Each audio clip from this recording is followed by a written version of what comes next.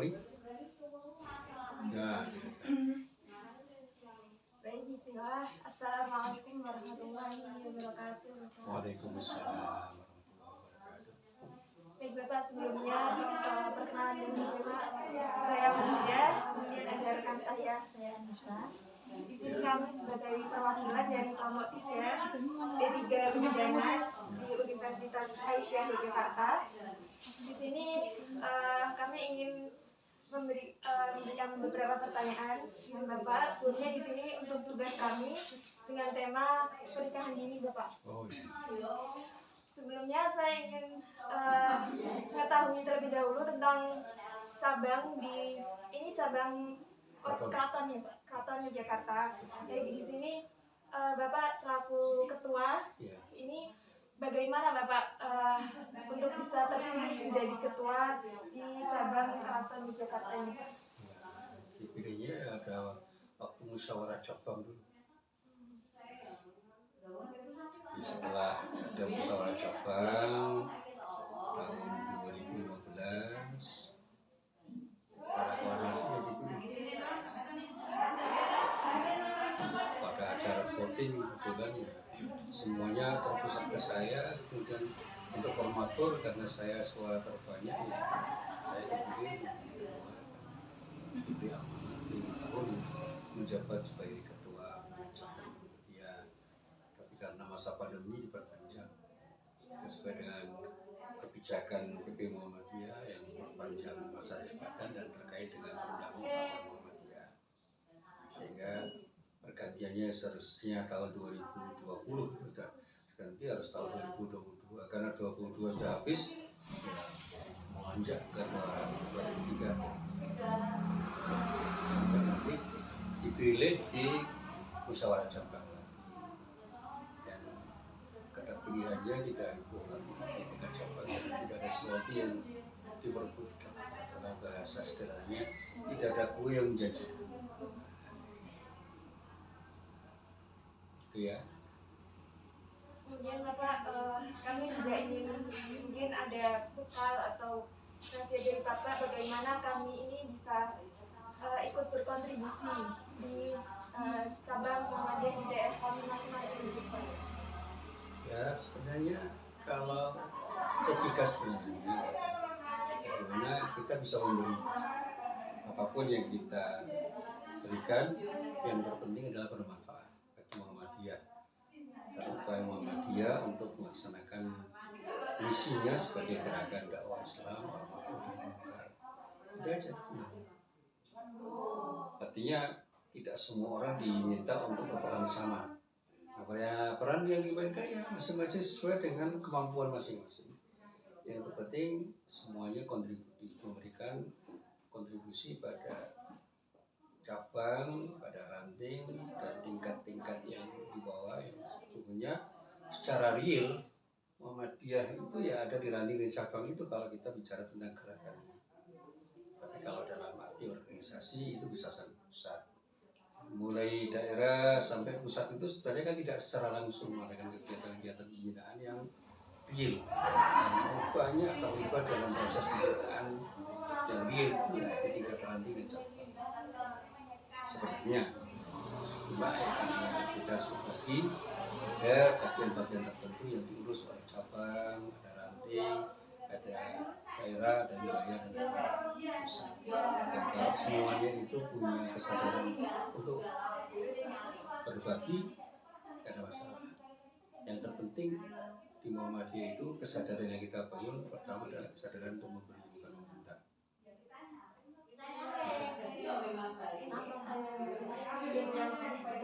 Apapun kita punya apa, punya ilmu ya dengan ilmu, punya uang ya dengan uang, punya tenaga dengan tenaga, apa saja yang bisa kita sumbangkan ya kita sumbangkan, asal itu semua bernilai positif. Minta sumbangan pada mahasiswa dalam bentuk duit kan nggak punya mahasiswa duit mahasiswa. Tapi kalau dalam bentuk kegiatan fisik, kegiatan pemikiran, kegiatan para mahasiswa itu baru rasional. Jadi kalau minta sumbangan mahasiswa jangan sumbangan duit, nggak punya duit mahasiswa, masih minta orang tua.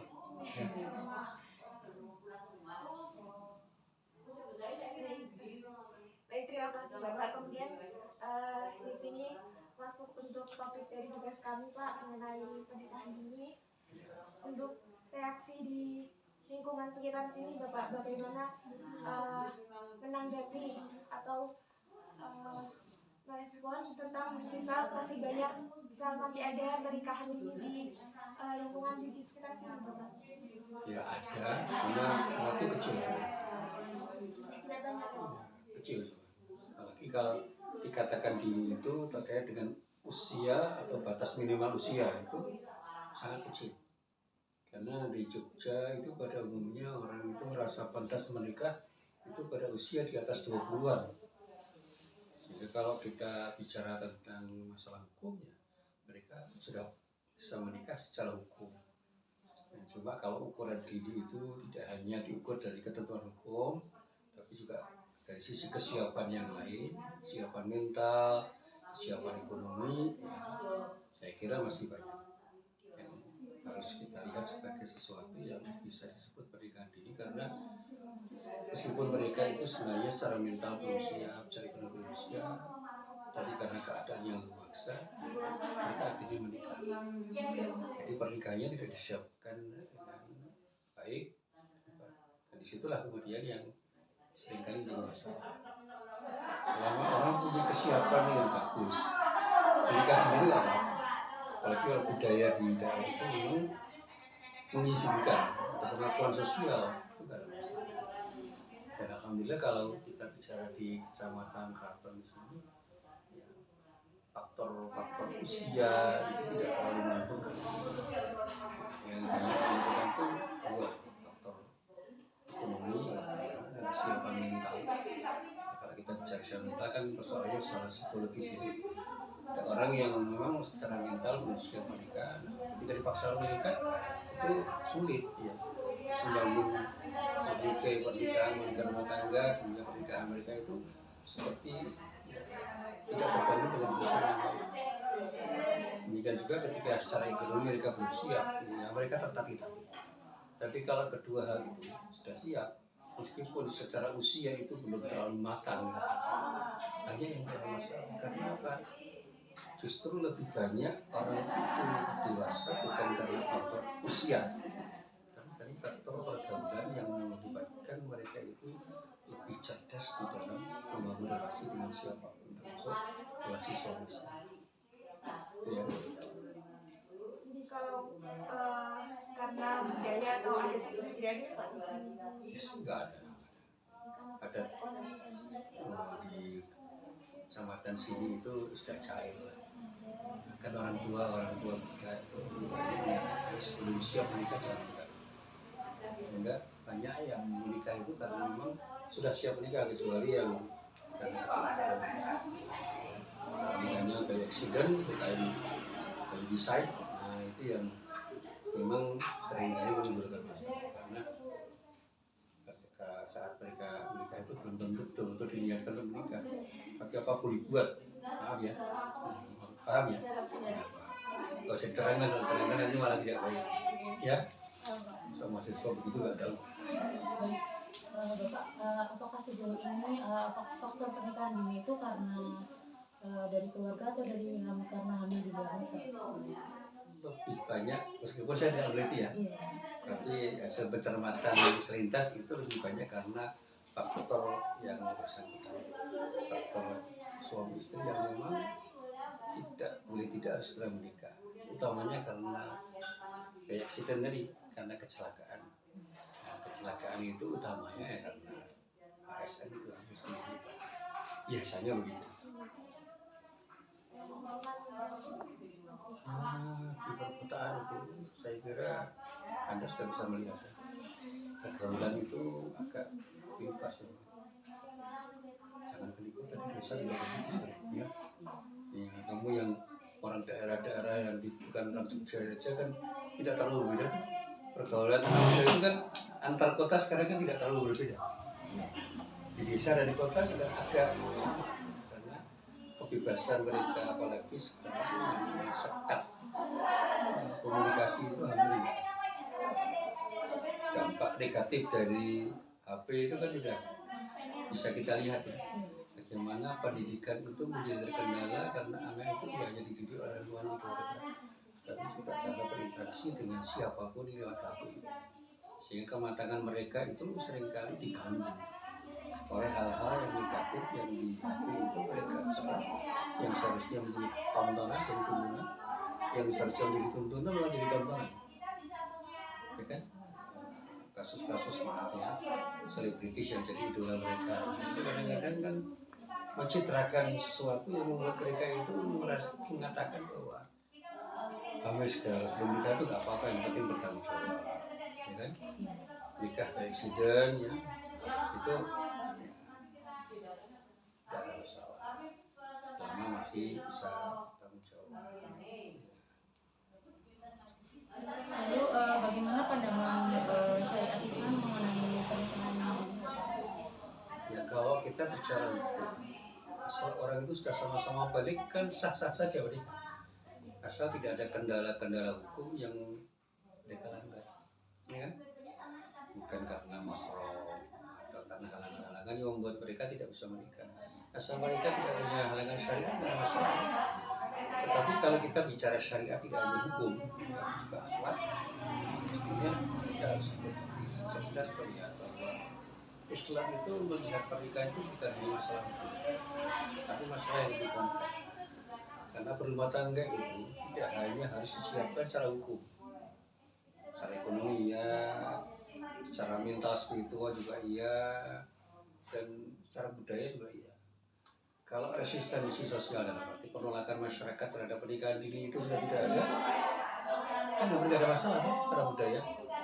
Tetapi apakah yang bersangkutan itu secara kejiwaan siap untuk menikah? Ini bisa jadi masalah. Apalagi kalau kita bicara soal ekonomi, perceraian-perceraian terjadi di masyarakat itu kan hanya terjadi karena masalah ekonomi.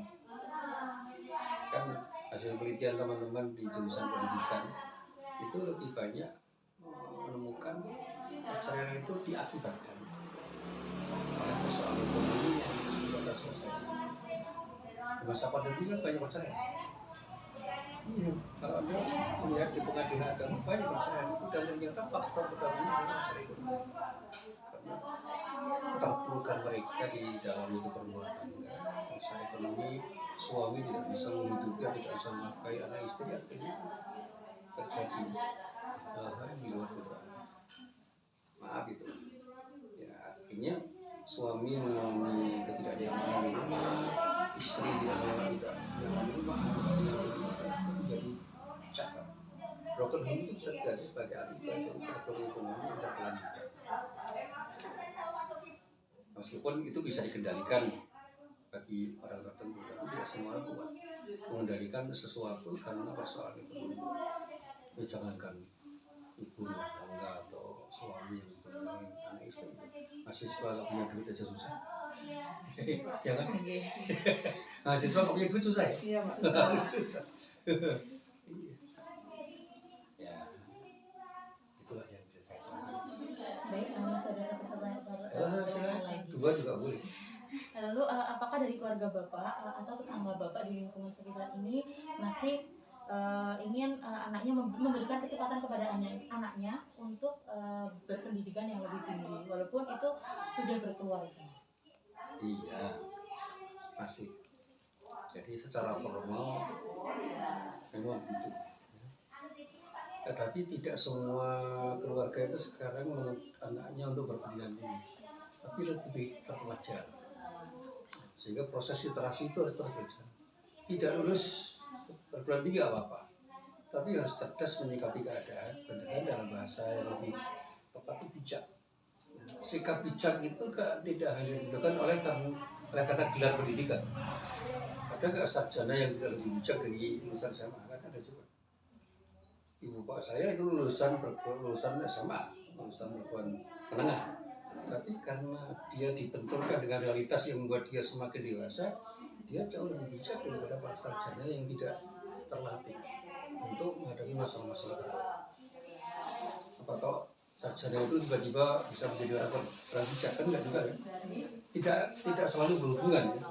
Gelar itu tidak selalu berhubungan dengan kedewasaan. Ada nggak orang tua yang cengeng? Ada juga ya. melencengnya ada nggak sarjana yang tidak bijak, ada nggak dosen yang pemarah, juga ya, suka marah ada juga. Mungkin emang kesalahan Mas. Iya, padahal ya seharusnya tidak begitu. Dosen itu pendidik, dan salah satu ciri pendidik itu punya karakter yang pantas dipelajari oleh peserta. Pemarah itu jelek apa baik? Maka untuk pada kajian jangan marah, kamu akan dapat surga.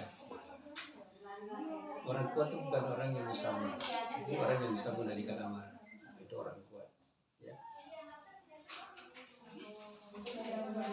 Sarjana pelit ada nggak? Sarjana pelit ada nggak? Ada ya. Udah punya ini tahu juga. Sarjana yang emosional ada nggak? Kita juga ya. Dosen yang emosional ada juga. Dosen emosional. Dosen yang pelit. Dosen yang kurang bijak. Itu kedewasaan tidak selalu ditentukan oleh usia apa itu. Yang usia yang muda tidak punya gelar apa-apa luar biasa. Tapi Muhammad kan nggak punya gelar, nggak pernah sekolah dia. Bukan karena dia itu tidak mau belajar, tidak, pasti belajar. Cuma tidak secara formal itu kan. Tapi Muhammad dakwahnya berhasil. Ada nggak pernah kuliah di fakultas dakwah? Iya. Dia pedagang yang handal, padahal tidak pernah kuliah di fakultas ekonomi. Khadijah istrinya kan pedagang yang hebat, padahal tidak lulus fakultas ekonomi ya. Kamu Khadijah? Mudah-mudahan besok dapat Muhammad.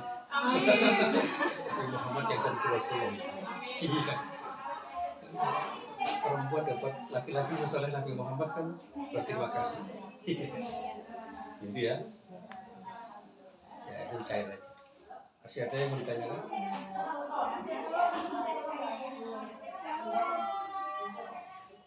Kamu jurusan pidana kan? Saya dulu tuh bisa di pidana sih. Sekarang itu beda. Bu Farida masih ngajar? Iya. Oh, yang murid saya. Iya. Bu Desi masih? Masih. Oh. Pidana siapa? S1 mungkin. Oh iya.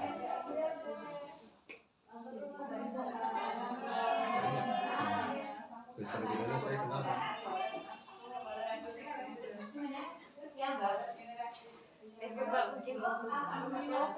Nanti kalau ketemu Farida salam dari saya. Siap, Pak. Itu murid saya itu. Masih sosok pintar dia. Farida itu pintar nanya. Waktu sudah dokter undang saya hadir. Iya, ini. Waktu ujian dokter kan saya hadir. Kamu sih harus hadir. Saya tunggu. Tapi udah lama saya nggak ngajar di Indonesia. 5 tahun lebih saya. Sekarang 3 bulan ngajar agama di Indonesia. Islamiyati ada. Juga. Iwan ada Pak Iwan ngajar. Masih muda-muda. Saya sudah tua. Saya sudah tua. Biar anak cucu saya yang ngajar.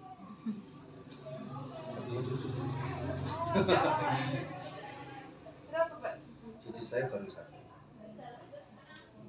Menantu saya dari keperawatan, tapi bukan bisa. Bisa.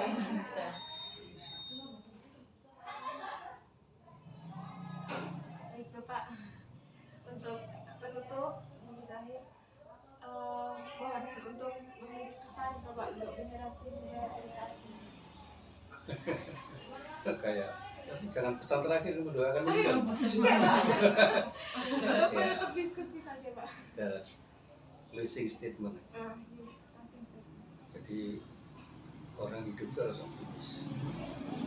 Jangan hanya karena kita bukan siapa-siapa lalu kita merasa bukan apa-apa. Menjadi apa itu pilihan. Tapi menjadi siapa itu takdir. Kita kan nggak pernah minta ditakdirkan jadi kita sekarang.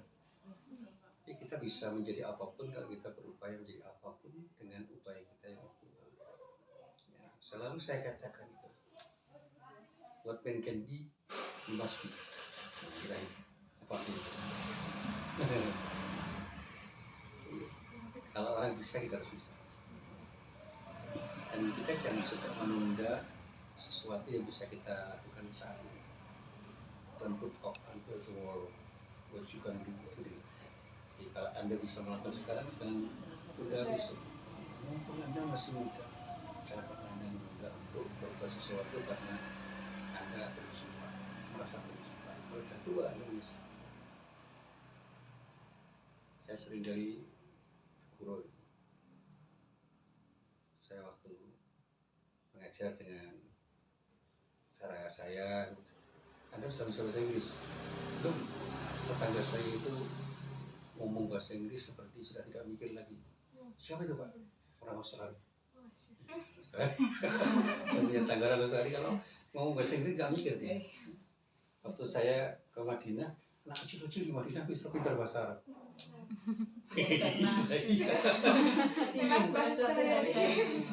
Ya itu pesan saya. Jangan pernah kita menunda sesuatu yang bisa kita lakukan sekarang. Jadi kita harus yakin kalau orang bisa, kita harus bisa. Optimis saja. Hidup itu harus diawali dengan sikap optimis. Dan jangan pernah mengatakan tidak ada solusi. Semua problem ada solusinya. Iya. Inna ma'al usri yusra. Dalam setiap kesulitan pasti ada kemudahan. Yang terpenting adalah kita yakin bahwa ada cara yang bisa kita lakukan untuk keluar dari setiap masalah yang kita alami. Nah, itu kita menjadi tenang dan kita bisa tersenyum setiap saat karena kita selalu optimis menghadapi masalah yang kita hadapi.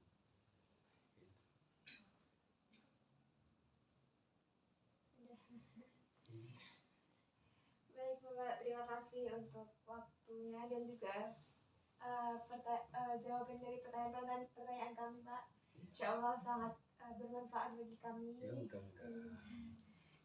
Jangan hanya karena Anda masih muda, Anda merasa bahwa Anda belum dewasa. Jangan. Anda harus belajar dewasa. Usia itu cuma soal waktu, ya kan? Jangan hanya karena Anda perempuan lalu mengatakan karena saya perempuan maka saya tidak akan bisa begitu. Laki-laki pun juga punya kelemahan. Tidak ada orang sempurna. Laki-laki perlu perempuan, perempuan perlu laki-laki. Karena minimal suami Anda besok laki-laki. Ya istri saya juga perempuan. Yang ternyata laki-laki butuh perempuan, perempuan butuh laki-laki. Dan kalau kita itu tahu bahwa kita saling membutuhkan, itu tidak ada hidup yang tidak menyenangkan. Semua menyenangkan. Karena apa? Kita bisa saling membantu. Dosen butuh mahasiswa, mahasiswa butuh dosen. Ya, saling membutuhkan. Itu. Oke Pak. Baik Bapak, terima kasih sebelumnya. Mohon maaf jika tadi ada kata-kata atau sikap kami yang kurang berkenan di hati Bapak. Oh iya, nggak apa-apa. Saya kan pernah jadi mahasiswa. Anda kan belum pernah jadi dosen, Bu? Saya kan 2 tahun lagi pensiun. Iya, 2 tahun lagi udah pensiun saya. Terlalu lama jadi dosen, biar diganti yang muda-muda. Kan dosen di mana Pak? Saya dosen di UMY. Iya, dulu kan Unisa waktu belum punya dosen AIK, dan teman-teman UMY yang bantu. Setelah Unisa jadi Unisa kan dosen-dosen tetapnya menjadi pakar. Jadi ada dosen AIK-nya yang jadi dosen tetap seperti sekarang. Dulu nggak ada. Masih dibantu oleh. Iya, masih dibantu. Umani masih ngajar nggak? Udah pensiun? Masih Bapak. Wah, itu kenal baik sama saya. Karena suaminya dulu sering ke rumah saya almarhum Pak Timyati. Sampai menjelang meninggal sering ke rumah. Umani sering juga ketemu saya. Kalau ketemu saya ketawanya. Wah, kita sudah beda fungsi. Saya sudah tidak punya suami lagi nih. Kalau saya meninggal, oh, suami ibu sudah menghadap yang punya. Kita juga akan menghadap yang punya. Wah, iya. Mungkin harus tuh. Itu kalau ketemu Umani tanya, saya atas salam aja. Salam dari Pak Musin. Masih Ya, ngajar Pak, ya? insya Allah. Biasanya di kelas teori Oh iya. atau Kalau ada bukan itu ya di kenal. asrama Bapak. Di Bukan. asrama Unisa itu Oh, ada, iya. ada kegiatan pesantren itu Pak. Mendatangkan. Iya, saya yang memberi support untuk pembinaan asrama. Masya Allah. Saya dulu pembina asrama Unisa saya. Ya Farida itu tuh pembinanya, saya yang ikut membina. Ya, ada murid-murid saya yang kemudian sekarang jadi dosen. Saya lupa tuh nama-namanya. Iya. Kalau yang dari perawatan juga sering rumah dulu. Sekarang jarang. Umum nuah atau perawatan nggak tahu. Dosen perawatan kurang tahu Pak. Bidana banyak ya, sudah ketemu sih. Baik Pak, mungkin ditutup dulu untuk ini. Iya, silakan. Baik, terima kasih Bapak untuk waktunya. Mungkin kami izin untuk menutup diskusi pagi hari ini ya Bapak. Terima kasih. Assalamualaikum warahmatullahi wabarakatuh. Waalaikumsalam warahmatullahi wabarakatuh. Terima kasih banyak Bapak. Itu, ya.